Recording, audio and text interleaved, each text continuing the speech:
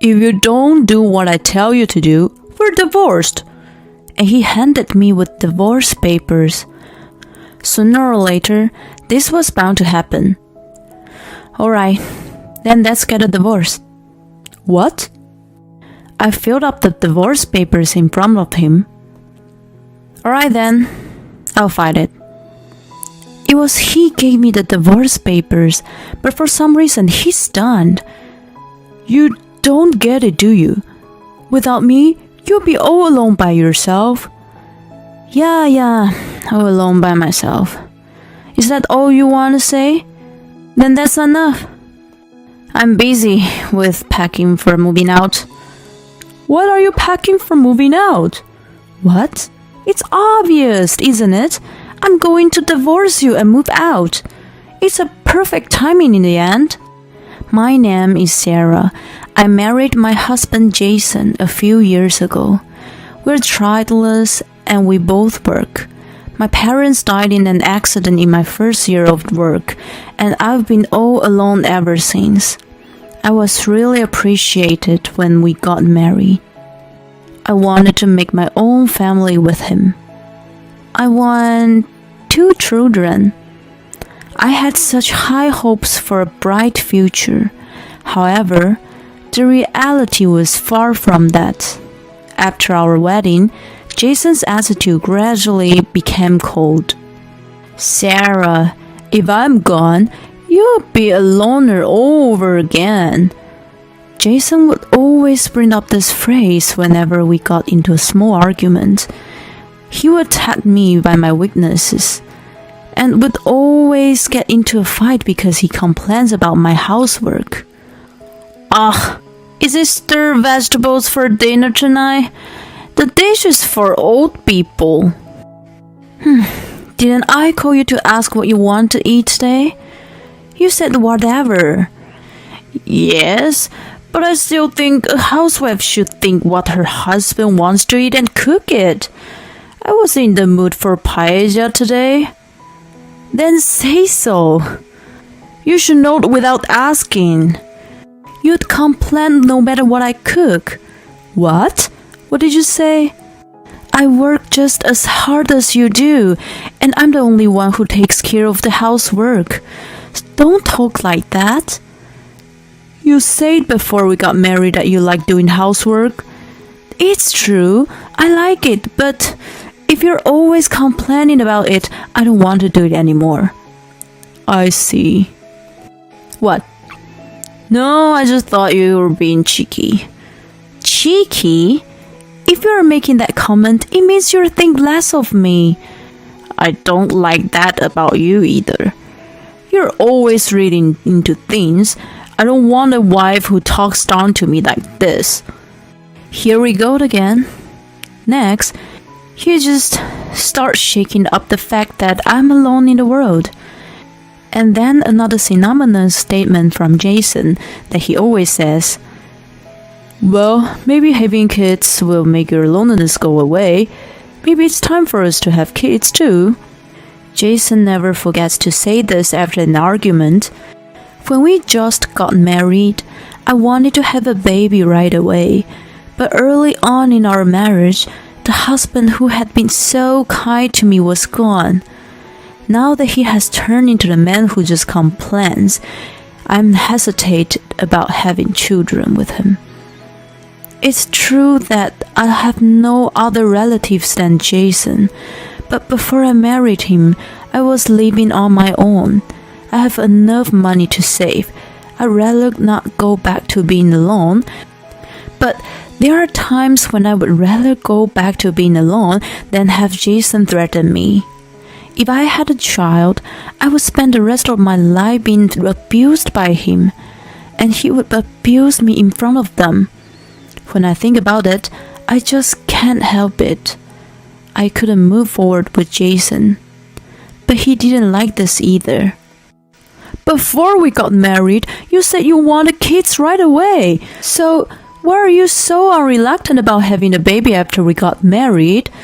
This is fraud, isn't it? If that's the case, why don't you make me feel comfortable to have kids? Huh? Are you going to complain about my cooking even in front of the kids like that? And complaining about my housework? Or about the way I fold the clothes? I'm not complaining. I'm just saying what I think. That's just how it sounds to you because you're pessimistic. I guess your personality gets distorted if you don't have parents in your childhood. That's what I'm saying. What do you mean? You're making a fool out of me. I'm not making a fool out of you. Jason replies with a goofy grin.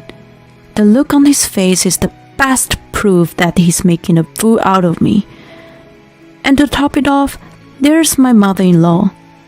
Any grandchildren yet? That's what I'm always asked when I visit my parents-in-law's house. That's right. You should tell her too. She's not helping at all. Sarah, what's going on? My mother-in-law stares at me. I couldn't say anything. Well, I guess there are things going on. Jason, you should talk it over with Sarah. I talk to her all the time. But this woman... Don't call her this woman. Just make sure you and Sarah talk it out, okay?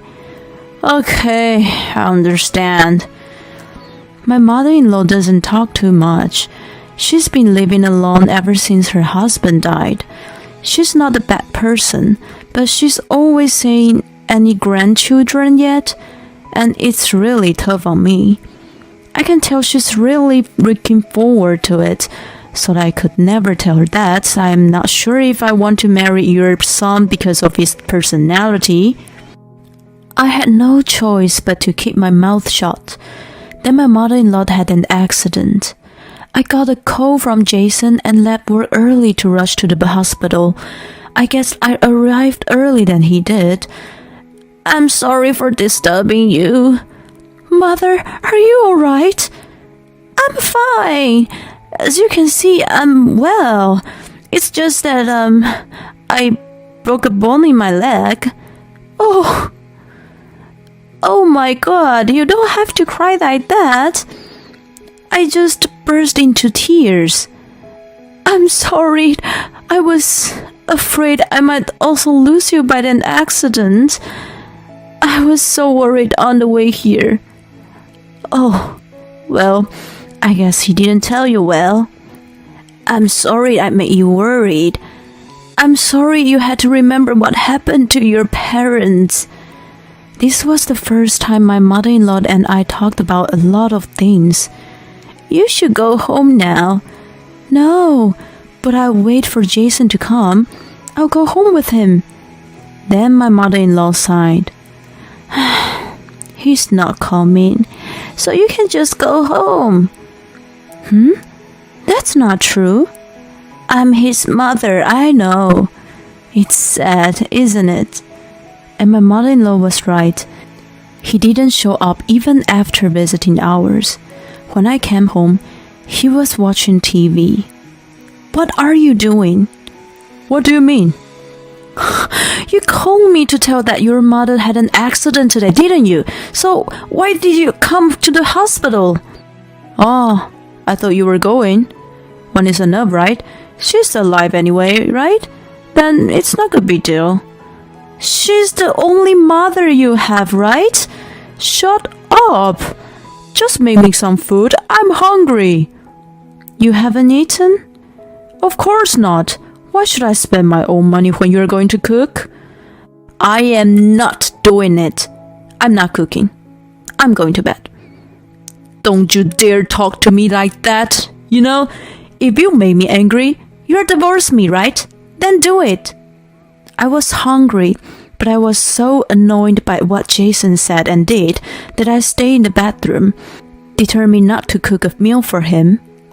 The next morning, I woke up and he was already gone, and from that day on, he never came home. I guess he was hiding out at his parents' house. I just left him there. After work that day, I rushed to the hospital where my mother-in-law was. I didn't tell her about Jason. I didn't want to cause unnecessary worry to my mother-in-law, who was in the hospital. I went to visit her every day while she was hospitalized. Thank you so much, Sarah. I know you and Jason are not getting along. Thank you so much for looking out for me in that situation. I'm sorry. You don't have to apologize. I could imagine what happened while knowing that you didn't want to have kids. He must have done something to you. I didn't know what to tell my mother-in-law. All I could do was keeping silent. A woman's intuition can be right. He's the one who made you worry about having children, so it's okay now. I was looking forward to having a grandchild too, and I drove you into a corner by asking you over and over again. I'm sorry. I'm sorry I couldn't live up to your expectations too. It was just as we were having this conversation that the doctor told us that the treatment would take more time. But she's about to discharge it from the hospital. She lives alone. She will need someone to help her until her legs heals. So I came forward to help her. I talked to the company about it, and they gave me permission to work remotely on a limited timeline. When I told my mother-in-law about it, she felt sorry for me to go through that, but I persuaded her strongly. On the day of the discharge from the hospital, I picked up my mother-in-law and arrived at my in-laws' house, but it was awkward to see Jason. He should still be at work at this time. I was supposed to meet him at night, and as the evening approached, I felt uncomfortable. My mother-in-law is looking at me strangely. Actually, we had a bit of fight with Jason, and he left the house, so we'll be seeing each other for the first time in a while today. My mother-in-law is looking awkward. See each other where? This is the only place I can think of where he would go. Then my mother-in-law's face turned stern. I see. I'm sorry. Why are you apologizing? Jason is your precious son. I'm sure you're uncomfortable with the fact that I blamed him for our quarrel. No, not at all. He's the kind of boy who never comes to visit me. What? He never came to visit you? No, never. I was mortified. My mother-in-law was in the hospital for 2 weeks, and he didn't visit her once during that time? What an asshole. Well, he's not that sweet boy, is he? Well, you mean...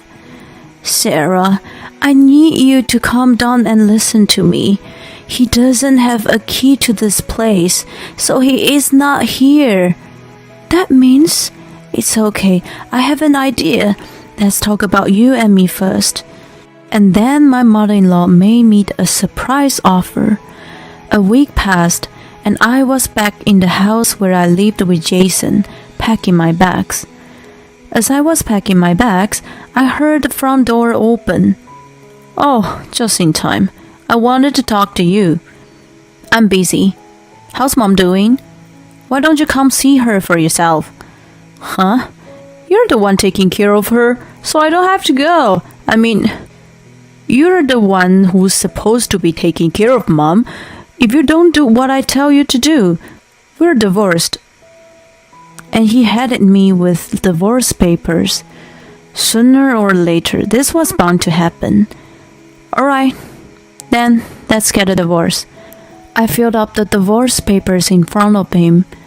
Alright then, I'll fight it myself. Jason was the one who gave me the divorce papers, but for some reason, he's done. You don't get it, do you? Without me, you'd be all alone by yourself. Yeah, all alone by myself. Is that all you want to say? Then that's enough. I'm busy getting ready to move out. Why are you getting ready to move out? What? Oh, it's obvious, isn't it? I was going to divorce you and move out. It's a perfect timing in the end. Then who will take care of Mom? Don't worry, I'll be there for your mother. Ha ha! You are an idiot. You know what? You won't get your inheritance by sticking up for my mom. When Mom dies, I'll be the one to get the inheritance. I'm the only son. You're not my son anymore. Jason's eyes widened in surprise when my mother-in-law came out of my room. Huh? Why are you here, Mother? You need nursing care, don't you? I was here to help Sarah move out. You stupid bastard. I can move on my own with these crutches. My only child is Sarah. I don't need a child who is after my inheritance even when I'm not dead yet. You won't get anything. I'm divorcing her. Then she's not entitled to the inheritance. I'm in the process of adopting a child. What? I'm also in the process of disqualifying you from inheriting. You won't get any penny of my money. You old hack. That's what I wanted, kids. I knew this bitch would disqualify me. If I have kids, the grandchildren will be entitled to Mom's inheritance. I told you, we needed kids as soon as possible. You're really hopeless. You're an idiot, more than anyone can imagine. If you have a child, I'll disqualify that child from inheriting again. Fuck you, you old bitch. Jason tried to grab my mother-in-law. I quickly pushed him away, pulled my mother-in-law by the hand and left the house. Hey, are you his wife? A strange woman was standing in front of our house. Oh, it's you. You're the one he's having an affair with. What? Well, for now, did you write the divorce papers? Please get out of this house as soon as possible. I see. So Jason had rolled into this person's house. I was surprised by the woman's sudden visit, but I had zero feelings about Jason's affair. I was rather excited that I could get alimony for this. And then Jason came after us. He flinched when he saw the face-to-face with his girlfriend. You're the one who made her wait here. So, you were having an affair. Thank you. I'll make sure I get my alimony. Jason stood there stunned. My mother-in-law and I get into the car and drove away with him standing there. Then we went to the city office and filed the divorce papers. After that, I demanded alimony from both of them as I had declared. They made excuses, but their intense relationship was easily exposed through the free-spirited girlfriend's social media. They both transferred large sums of money to me. The cheating partner was after my mother-in-law's inheritance. She disappeared from my ex-husband's life as soon as she found out that he was not going to get his inheritance. I guess they were very much alike, both after money. And Jason came to my parents-in-law's house many times to try to get back together, but his mother refused to see him. I blocked his contacts early on, so he couldn't call me. A couple of times he called me from an unknown number, but I don't have to deal with unknown number. Since then, my mother-in-law's leg has recovered completely and she is doing very well with no after effects. I'm very grateful to my mother-in-law for suggesting to stop me. And now, several years later, I'm still enjoying my life with my mother-in-law. I'm no longer alone. We can be a royal family if we care for each other, even if we are not connected by blood. I will continue to spend my life with my mother-in-law, my mother. It's unforgivable to take your wife's weakness and do whatever you want to her. And his reason for wanting to have children are terrible. He will never be happy. I hope Sarah and her mother will be happy in the future. Thank you for watching. Please subscribe to our channel if you like. See you in the next video.